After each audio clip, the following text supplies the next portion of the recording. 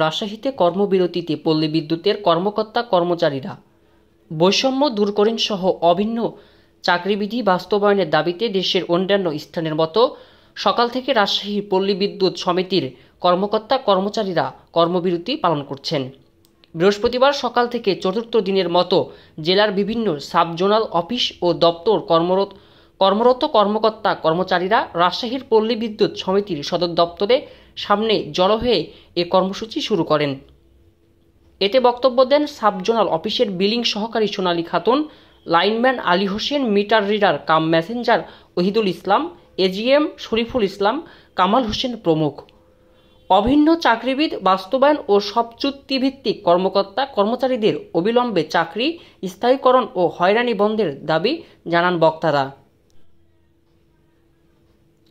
এ সময় প্রায় ৩ শতাধিক আন্দোলনরতরা বাংলাদেশ পল্লী বিদ্যুতায়ন বোর্ড বিআরবি ও পল্লী বিদ্যুৎ সমিতি পিবিএস একীভূতকরণ, অভিন্ন চাকরিবিধি বাস্তবায়ন ও চুক্তিভিত্তিক অনিয়মিত কর্মচারীদের চাকরি নিয়মিতকরণের দাবিতে বিভিন্ন প্লেকার্ড, ব্যানার প্রদর্শন করেন।